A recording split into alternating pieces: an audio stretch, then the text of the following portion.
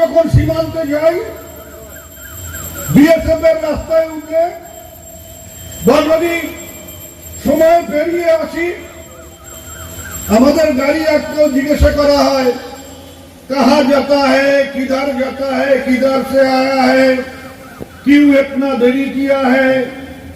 नाना কৈফিয়ত দিয়ে সাহেবের কাছে পারমিশন নিতে হবে, সাহেবের কাছে ফোন করে পারমিশন অনুমতি নিয়ে তবে আমাদের গাড়ি ছাড়া হয়।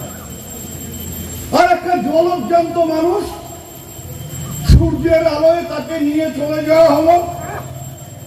বিএসএফ দাঁড়িয়ে দাঁড়িয়ে সে খেলা দেখলো, বিএসএফ কোনো প্রতিবাদ করলো না, বিএসএফ তার বিরুদ্ধে রুখে দাঁড়ালো না। একজন ভারতীয় নাগরিককে ভারতের সীমানা থেকে তার নিজের জমি থেকে নিয়ে যাচ্ছে বাংলাদেশি দুষ্কৃতিকারীরা, সেটা চোখে দেখছে কে? আমাকে আপনাকে নিরাপত্তা দেওয়ার জন্য যারা সীমান্তে আছে। আমার প্রশ্ন অন্য জায়গায়, যেটা জগদীশ বলছিল, উকিল বর্মন হিন্দু না মুসলমান? হিন্দু রাজবংশী। কোথায় কোথায় বলা হচ্ছে হিন্দু ধর্ম ক্ষেত্রে में है, হিন্দু ধর্ম নাকি বিপদে আছে, হিন্দুরা নাকি ভারতবর্ষের সমস্যায় আছে। 14-15% হিন্দু মুসলমান, আর বাকি সব মিলে হয়তো 17-18% অন্য ধর্মের মানুষ ভারতবর্ষে বাস করে। প্রায় 80% হিন্দু ধর্মের মানুষ, তারপরেও ভারতবর্ষে হিন্দু খতরে में है।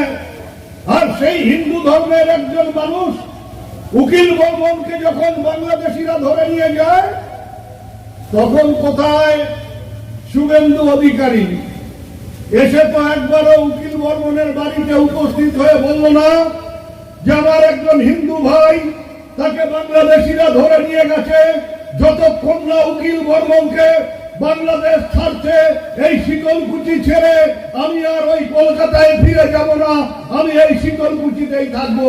তাহলে আমিও হিন্দু হয়ে ওই শুভেন্দু অধিকারীর পাশে দাঁড়িয়ে বলতাম, হ্যাঁ এই হচ্ছে সাচ্চা বাপের বেটা হিন্দু, যে হিন্দুকে বাঁচানোর জন্য কলকাতা ছেড়ে শীতলকুচিতে এসে দাঁড়িয়েছে।